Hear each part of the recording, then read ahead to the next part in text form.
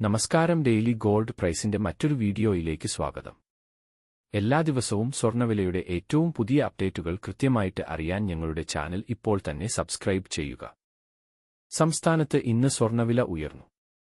ഇന്നലെ ഗ്രാമിന് 9,080 രൂപയും ഒരു പവൻ 8 ഗ്രാമിന് 72,640 രൂപയും ആയിരുന്ന സ്വർണ്ണവില ഇന്ന് ഗ്രാമിന് 10 രൂപയും പവൻ 80 രൂപയുടെയും വർധനവ് രേഖപ്പെടുത്തി.